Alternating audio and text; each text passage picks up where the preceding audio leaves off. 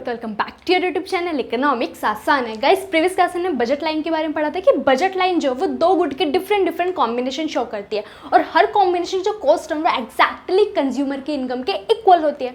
Budget set के बारे में पढ़ा था कि बजट सेट में जो कोई भी कॉम्बिनेशन होगा या तो उस कॉम्बिनेशन की जो कॉस्ट होगा एग्जैक्टली कंज्यूमर की इनकम के इक्वल होगी या फिर कंज्यूमर की इनकम से कम उसकी कॉस्ट होगी, क्योंकि कंज्यूमर जो अपने इनकम से बाहर तो खरीद नहीं सकता, अपने बजट से बाहर तो खरीद नहीं सकता सामान को।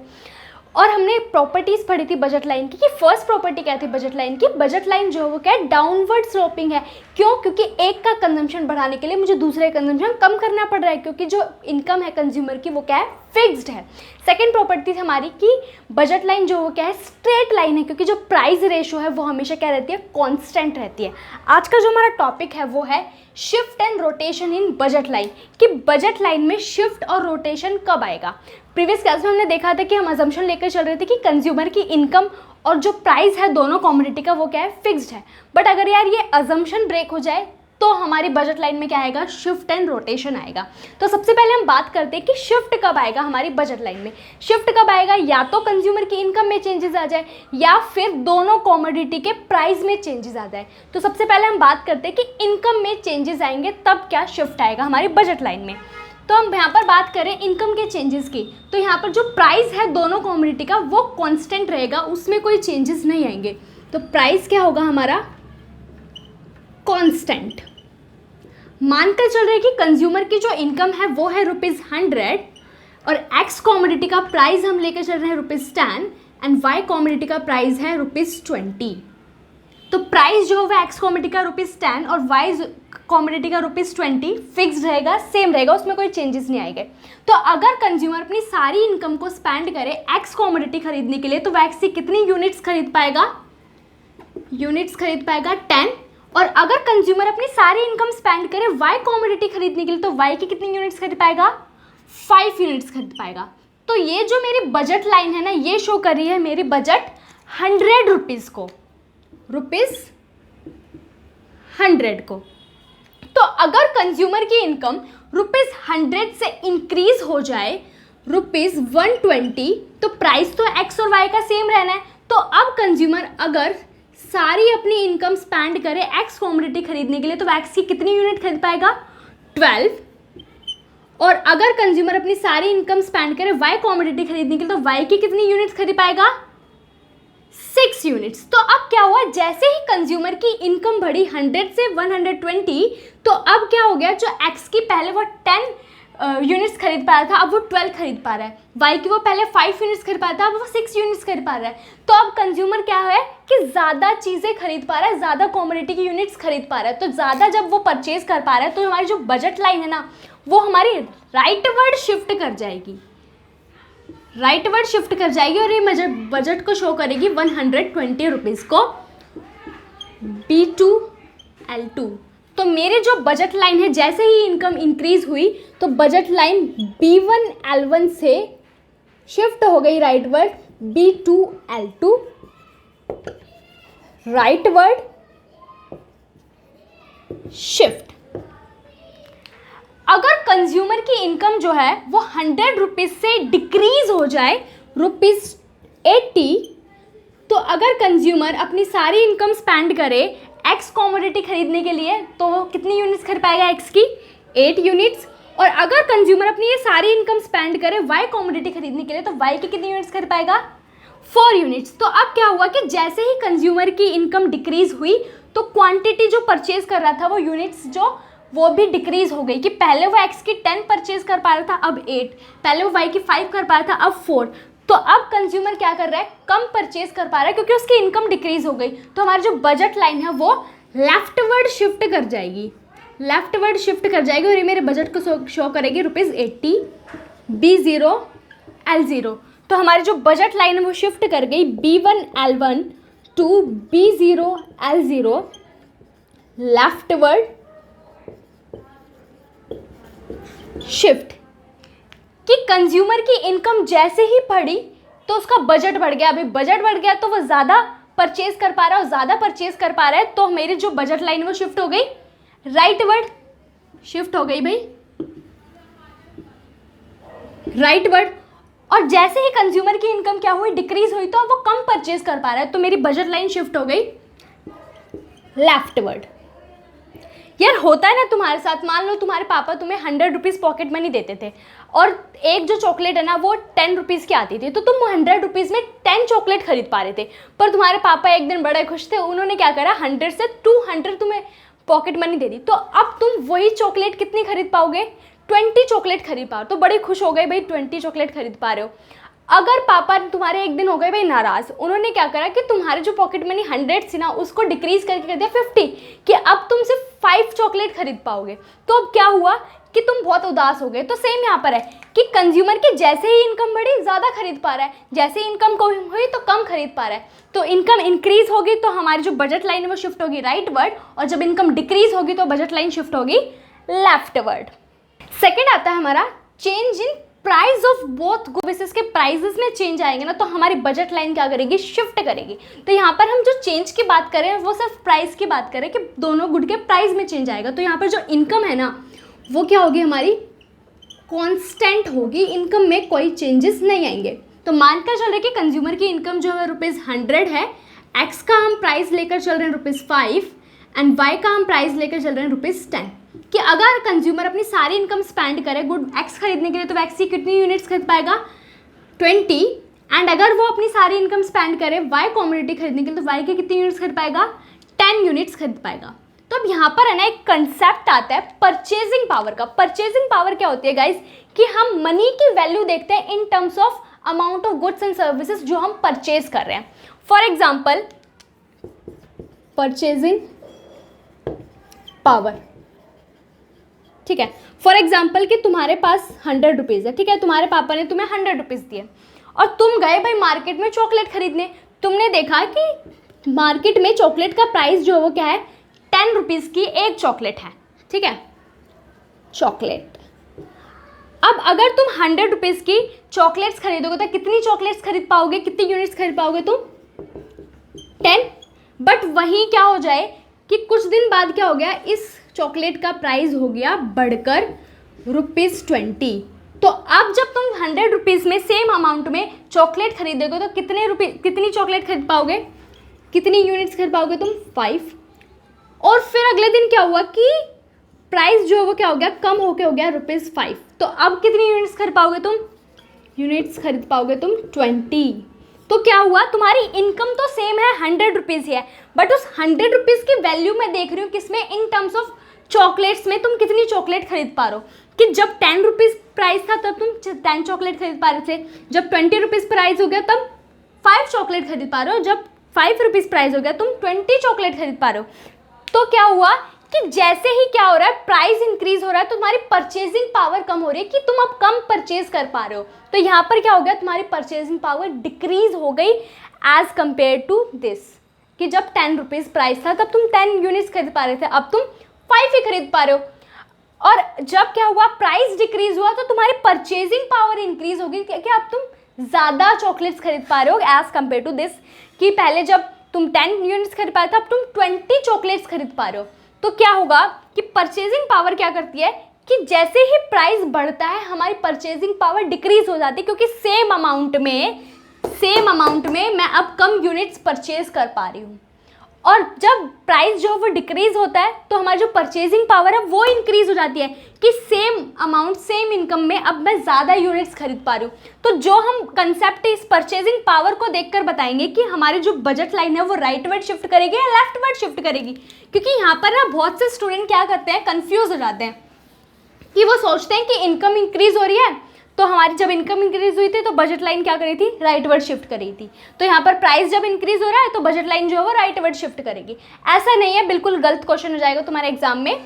परचेजिंग पावर को देखकर हम बताएंगे कि हमारी जो बजट लाइन है वो राइटवर्ड शिफ्ट करेगी या फिर लेफ्टवर्ड शिफ्ट करेगी। तो बात करते हैं कि इनकम तो हमारी क्या है, 100 रुपीज़ फिक्स्ड रहने वाली है। तो प्राइस जो है हमारा क्या हो गया, इंक्रीज हो गया बोथ गुड्स का। तो मानकर चल रहे हैं कि जो एक्स और वाई का है ना, प्राइस इंक्रीज हो गया एक्स का ₹10 और वाई का हो गया ₹20। तो सेम क्या है, 100 रुपीज़ इनकम है, तो जब मैं 100 रुपीज़ स्पेंड करूंगी एक्स कॉमोडिटी खरीदने के लिए तो मैं एक्स की यूनिट्स खरीद पाऊंगी 10, और जब मैं 100 रुपीज़ स्पेंड करूँगी वाई की कमोडिटी खरीदने के लिए, वाई की यूनिट्स खरीदने के लिए, तो मैं खरीद पाऊँगी 5 यूनिट्स। तो क्या हुआ कि जैसे ही मेरा प्राइस जो है वो इंक्रीज़ हुआ दोनों गुड्स का, तो मैं अब कम खरीद पा रही हूँ कि पहले मैं एक्स की 20 खरीद पा रही थी, अब 10 यूनिट्स खरीद पा रही हूँ। पहले मैं वाई की 10 यूनिट्स खरीद पा रही थी, अब मैं 5 यूनिट्स खरीद पा रही हूँ। कि क्या हुआ, मेरी परचेजिंग पावर कम हो गई कि सेम इनकम है बट मैं अब कम परचेज कर पा रही हूँ। तो जैसे ही मेरी परचेजिंग पावर डिक्रीज हो गई, कम हो गई, तो मेरी जो बजट लाइन है वो शिफ्ट करेगी लेफ्टवर्ड, लेफ्टवर्ड शिफ्ट करेगी मेरी budget line B0 to L0, leftward shift. तो बजट लाइन क्या करेगी मेरी, शिफ्ट कर गई B1 L1 to B0 L0, leftward shift. Price है ना वो हमारा क्या हो गया, डिक्रीज हो गया कि x का जो प्राइस है ₹5 से डिक्रीज हो गया ₹2, और y का जो प्राइस है वो ₹10 से डिक्रीज हो गया ₹5। कि अब मैं जब अपने 100 रुपीज़ स्पेंड करूँ x कॉमोडिटी खरीदने के लिए, तो मैं x की 50 यूनिट्स खरीद पा रही हूँ, और जब मैं 100 रुपीज़ स्पेंड कर रही हूँ y कॉमोडिटी खरीदने के लिए, तो मैं y की 20 यूनिट्स खरीद पा रही हूँ। कि जैसे ही प्राइस डिक्रीज हुआ मेरी परचेजिंग पावर इंक्रीज हो गई कि जब मैं x की 20 खरीद पा रही थी, अब मैं 50 यूनिट्स खरीद पा रही हूँ। कि पहले मैं 10 खरीद पा रही थी, अब मैं 20 यूनिट्स खरीद पा रही हूँ। कि जैसे ही प्राइस कम हुआ दोनों कम्युनिटी का, तो मेरी परचेजिंग पावर क्या हो गई, इंक्रीज हो गई, मैं ज़्यादा परचेज कर पा रही हूँ। इसलिए जो मेरी बजट लाइन है वो क्या करेगी, शिफ्ट करेगी rightward B2 L2, rightward shift B1 L1 to B2 L2, rightward shift. तो यहाँ पर हम ये देखेंगे कि प्राइस जब इंक्रीज हो रहा है तो मेरे परचेजिंग पावर पर क्या इफेक्ट पड़ रहा है। कि प्राइस जब इंक्रीज हो रहा है तो मेरी परचेजिंग पावर डिक्रीज हो रही है, इसलिए लेफ्टवर्ड शिफ्ट आएगा। कि प्राइस जब डिक्रीज हो रहा है तो मेरी परचेजिंग पावर इंक्रीज हो रही है, मैं ज़्यादा परचेज कर पा रही हूँ, इसलिए राइटवर्ड शिफ्ट आएगा।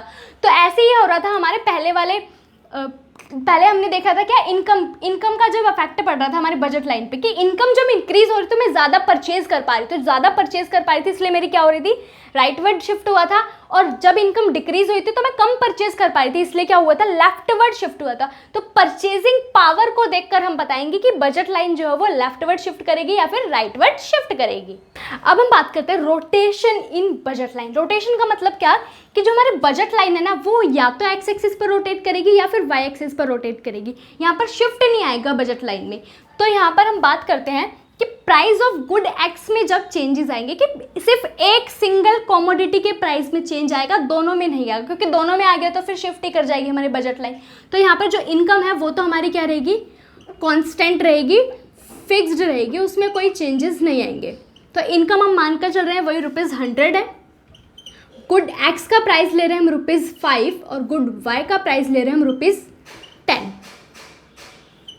कि अगर मैं 100 रुपीज़ अपने स्पेंड करूँ एक्स कॉमोडिटी खरीदने के लिए, तो मैं एक्स की 20 यूनिट्स खरीद पाऊंगी, और अगर मैं अपने 100 रुपीज़ स्पेंड करूँ वाई कॉमोडिटी पर, तो मैं वाई की 10 यूनिट्स खरीद पाऊंगी।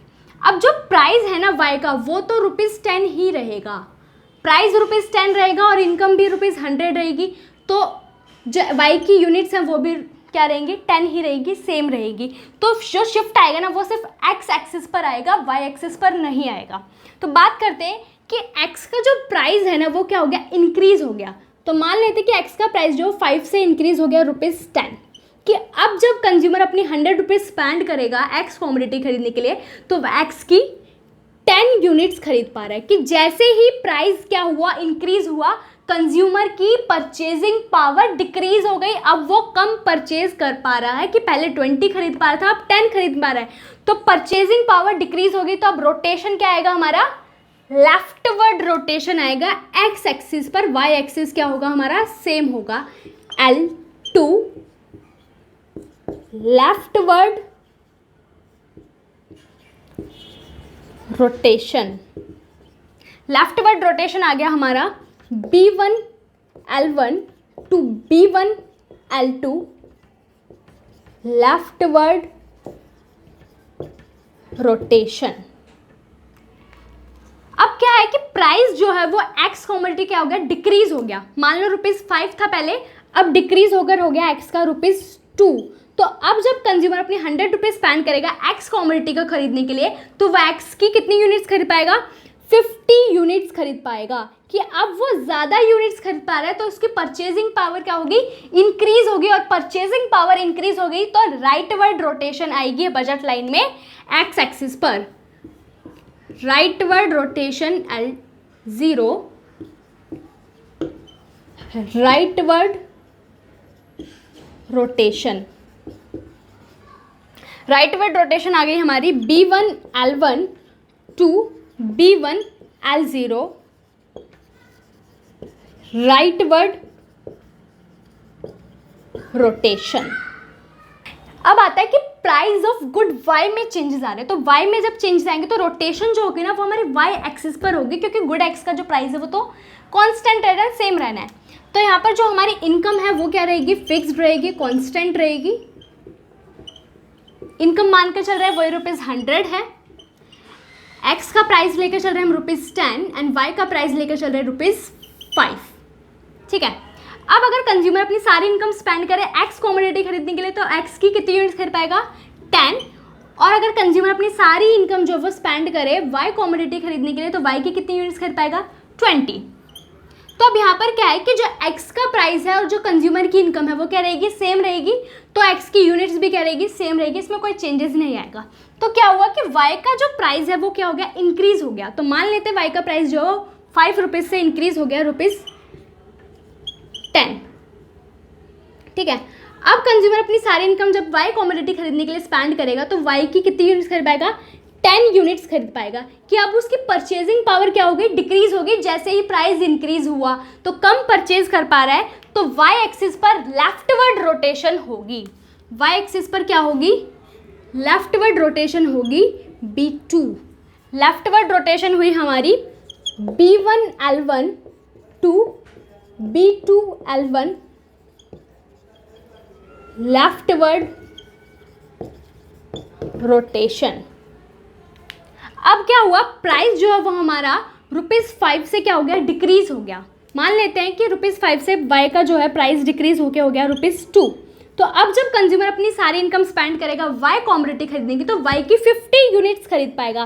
कि पहले वो 20 खरीद पा रहा था, 50 खरीद रहा है। परचेजिंग पावर क्या हो गई, इंक्रीज हो गई। जैसे ही प्राइस डिक्रीज हुआ तो परचेजिंग पावर इंक्रीज हुई तो वाई एक्सिस पर राइटवर्ड रोटेशन आएगी।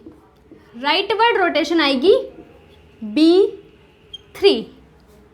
राइटवर्ड रोटेशन आई B1 L1 to B3 L1, rightward rotation. कि क्या हुआ, जैसे ही प्राइस इंक्रीज हुआ परचेजिंग पावर क्या हो गई, डिक्रीज हो गई। तो क्या हुआ, लेफ्टवर्ड रोटेशन आया।